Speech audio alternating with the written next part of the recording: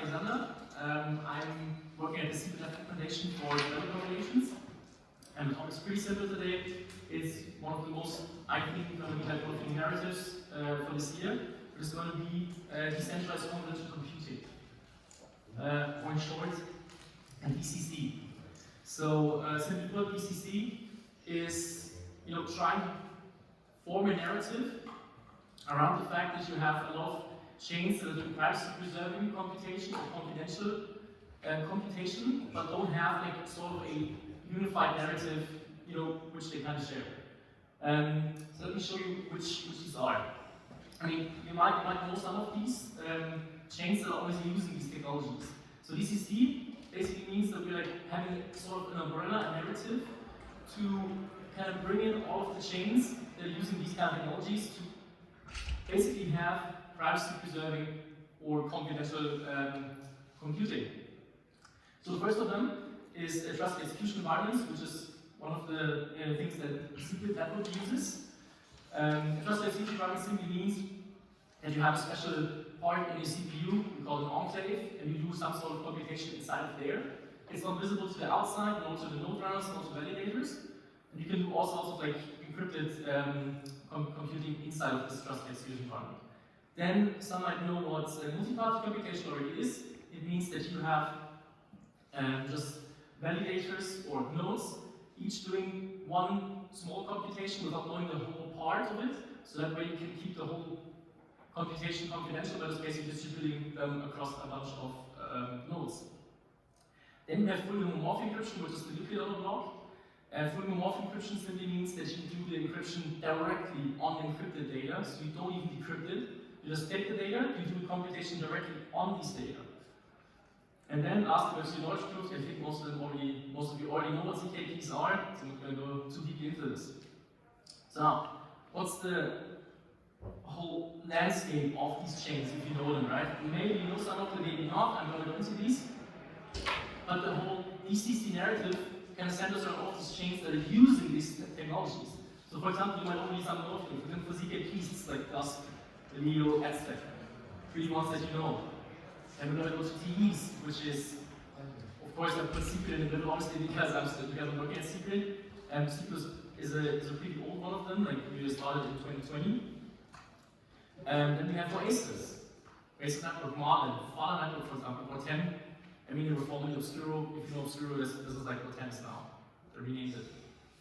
Then we're going to go more into the FHE direction, which are all on testnet right now. The core technology that they use is ZAM.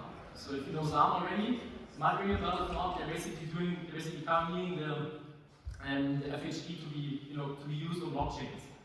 And two projects that are using this already are Phoenix and Inco. They're on testnet stages right now. Then we go to the last one, which is MPC. So we can have like projects that are kind of somewhere sitting in the middle, basically using all kinds of technologies like multiple. For example, LF0, which some of you might know already, Fairblock, and Partisia blockchain. So there's like a wild mix of blockchains that are protocols that are using all kinds of these technologies, but all what they can have in common is they're all trying to provide you with privacy-preserved smart contracts or with confidential computing, however you would like to name it.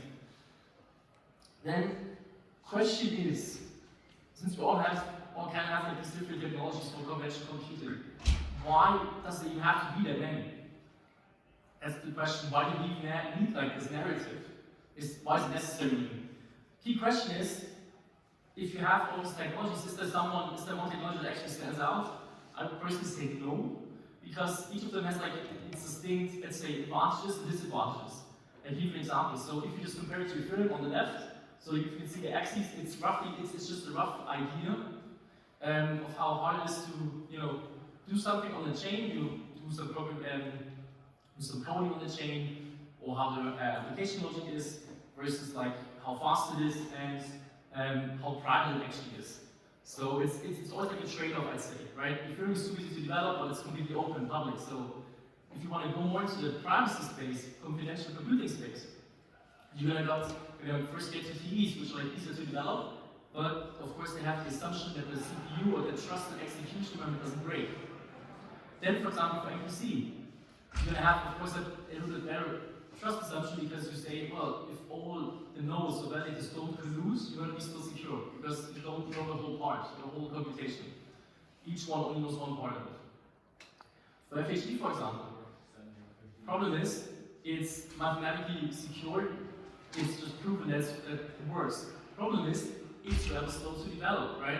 You have to use extra logic to make it work.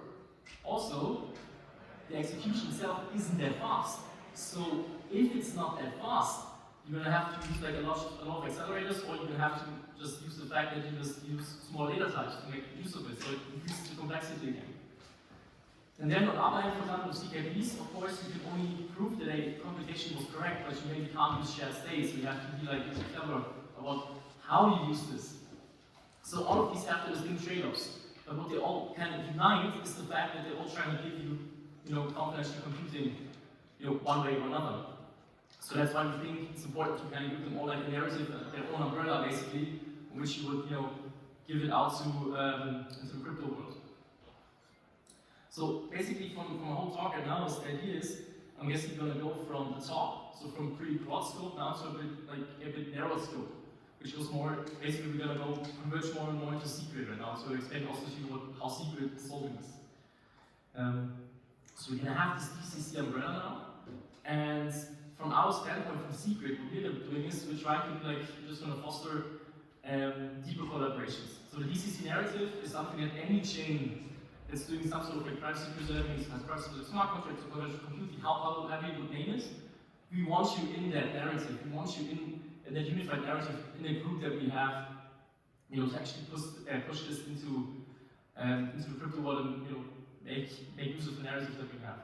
Then what we can do for secret is we can have a bit more deeper collaborations, which is basically we're going for the DCC a bit deeper. We're basically zooming in now. We're zooming in, and what we have in secret, what we do is we call it, in our case, it's the confidential computing constellation. So it's like a narrow stack of projects that are working together more closely.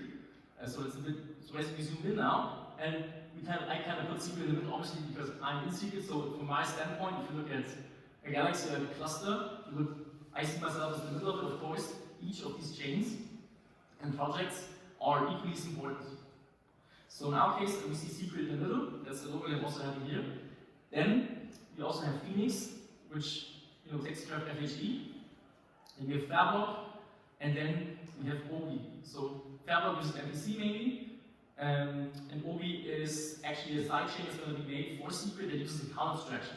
So we can actually use secrets since we have trusted execution environments. We can store private keys inside of the trusted execution environment, so no one else can see it. And with this, you can create account abstraction wallets. Obi's already live on mainnet, but they're also going to do an extra separate chain, by the way. So they actually completely leverage the secret to the maximum to do account abstraction. What's very cool about all of these is that they closely work with each other together. So Phoenix, for example, has a lot of developers that work on secret and on Phoenix. Fairblock, for example, is also developing technologies that kind of go in the direction of secret. So for example, with their Fairwing testnet and what they're doing. And then also for Obi, for example, they're going to be like a sidechain to secret, or an L2 sort of, because secret is an L Cosmos L1. But I'm going to go more into this. And then also we are still making our deals with other projects that are actually using secret as part of the code or like integrating more with secret. So we're very open for more collaborations as well, but we also have some more in our drawers, which is still not completely finished. So we can't announce them yet, and we still have more to come. So now my question is really like, if you're basically reading this now, the question is, well, how will secret actually fulfill this like DCC narrative, like this vision of actually bringing confidential computing to other EVM chains, like to other chain synthesis and pyramid language? So now my question really is, how do we do DCC for EVM chains? That's going to be my question that I'm going to answer now. This is absolutely perfect for the formatting. That was actually better when I actually sent it in. Anyways, I think this is something to do. If not, just give me a sign. Anyways, our question really is, how can we bring decentralized confidential computing to EVM chains? I can tell you at least how secret is going to do it, and how we're doing it right now. So on the one side on the left, you can see EVMs, could also be ZKVMs by the way, we're also supporting these. And then on the upside, of course, you have CP network. CP network is using trusted execution environments, so you can do like a bunch of privacy preserving / confidential computing on secret and then send the result back. So you're going to do some computation on EVM, or you can use any encrypted payload sim, you send it to secret, do some computation, and then send it back. And there's going to be two ways. So first of them, it's going to be Axelar, general message passing. For those who don't know what Axelar is, maybe some of you use Squid Router, maybe in some use case. If you did, it's already basically, you already just used Axelar without actually knowing it. In case you don't know what Axelar is, it's essentially, it's also a Cosmos L1. And the key idea is it's basically a huge multisig. It consists of all of the validators inside of Axelar. So you can always say it's like a huge multisig bridge. So that way, of course, you have a two-way bridge that's pretty secure. Now, our question is mainly, I mean, I've talked about DeCC now, I've talked about secret. Now, the question is really, I want to know what secret actually is for you. So I'm just going to tell you. Secret is and this is how we see ourselves. This is how we see ourselves, this is how we want to be seen basically for the whole Ethereum community as well. We see us as a confidential computing hub, and we're using Cosmos SDKs or base, and we are L1. And our key technology is trusted execution environments. In our use case, we use Intel SGX for this. Of course, there are other technologies as well, for example, AMD, SCD, and others. But for our use case and for our project, we're using Intel SGX. And what we have, and that's basically what we are providing to EVMs, is our, what we call like just confidential execution layer. That's decentralized, scalable, and secure. And we are using this to just basically give you any, do any sort of like confidential / private computation that you want on your data. From any blockchain you have in the EVM space. We're also starting to support other blockchains now, like not EVM based, but like slowly building it out. Now the question is, since we have more deeper into this though, what are actually our disciplines? What do we think do we need to like provide actually for users who are using secret? And we call it like the TED disciplines. So it kind of looks like Olympic rings, that's actually on purpose. That's actually not an error on the formatting, it's actually on purpose. So first of all, we have confidential calculations. What we see is really important for all chains basically, you can use it. Then we want trusted execution. Then we want transactional privacy. Transactional privacy simply means, for example, you're sending some tokens around. You don't want to know what are you sending around, right? Or to who you're sending it to, or what amount you're sending it to. So that's how we see it. Transactional privacy has to be a must. Then data protection, obviously, so your data are secure when you're computing on them, and they're not leaked afterwards. And also verifiable computing, which means even though we're still doing this all kind of stuff in enclaves, and it's not visible to the outside, it still has to be verifiable by all of the validators inside of secret that are like checking the blocks and are giving us signatures on the blocks. So it still has to be verifiable in some way as well. So with this, we can have basically everything together, right? We have the EVM side, we have the secret side now together, and we have one of the bridging protocols, which is Axelar GP. The thing is with Axelar GP, if some might have used it, the problem is that it's not really fast. It's like finality is like 10 minutes, 20 minutes, depending on the chain that you have. So what are we going to do now? Well, what we're going to do is we are going to use secret path, which is a bridge that's a bit different, but it's way faster. And the principle is actually pretty simple. So what we have with secret path is it's also like a cross-chain bridging solution, but we see it as something that's actually trusted because it actually only leverages a confidential contract on secret to pull off the whole bridging. And that is pretty simple. Since you have a trusted execution environment, it's encrypted, so all the state that you have inside of this is encrypted. No one else can see the state of that contract. So you can store a private key in that contract. That's the idea behind it. You store a private key in this contract that no one else can see except the contract. Only the contract has access to this. So that contract obviously can do the following. It can sign messages now. Since it has a private key inside of the contract, it can sign messages. And since you can sign messages, with these signed messages you can verify your EVM. So what you can do is you can basically take some data put them on secret, do some encrypted computation on secret, using an encrypted payload, put it on secret, and then it will sign a message and send it back, so the way in is actually not trusted.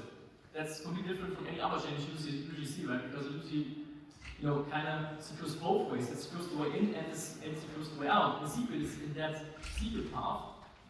For special technology, it's a bit different. You just have a smart contract, so the way in is untrusted, but the way back is actually trusted. That's the only one that's actually trusted. So you see it's like a one-way signed bridge.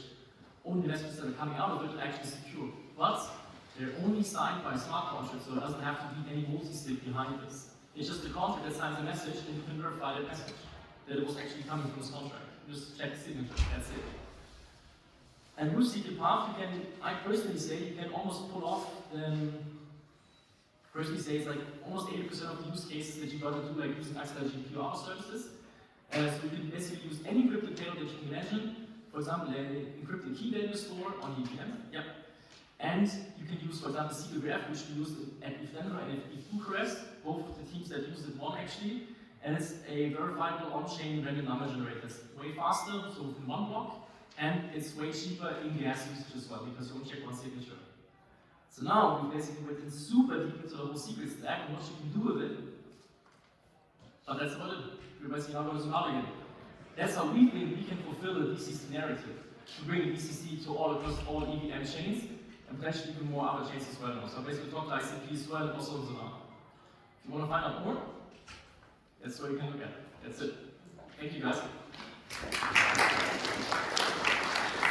Big round of applause. Thank you, thank you. It is a secret. I'm totally sold because it's confidential. Like it's so Christian, please. Raise your hand. We'll give you the mic. You have mic over there and here. Thank you. So I've got a question about secret paths. So comparing to other cross-chain protocols such as Layer 0 or the cross protocol, what are the advantages of secret paths? I mean, the main advantage in secret path is that you're not reliant on some, a tester, basically, attesting some sort of like message that was, or some bridging that was correct. It's just the smart contract itself does all the logic. It checks that the message came in, it will execute it on a different contract that you just set basically, you said execute this contract, and then it will actually use the result of this, sign it again, so it will get back the message, it will sign the message and then send it back into EVM. So you don't have any attestation service or anything involved. It's just sending in some message into that gateway in secret, it handles everything and then sends it back with the signature on it and you can check the signature on EVM. And that's pretty simple, right? So you just don't have any intermediary. You just basically just put the message from EVM into secret. You have to be there first, but it's trustless. So you can actually try to forge messages, it doesn't matter, because you will trust it anyways. And the way back is also untrusted. You can just basically take this stuff from the contract, put it into the EVM contract, the EVM contract will check it if it's valid or not. That's it. And you don't have to use any attestation service or rollup or anything. In person.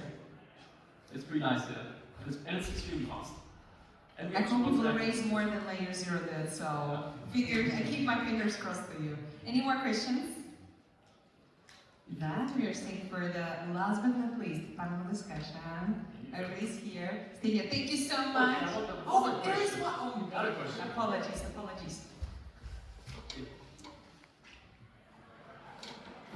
Thanks. Presentation.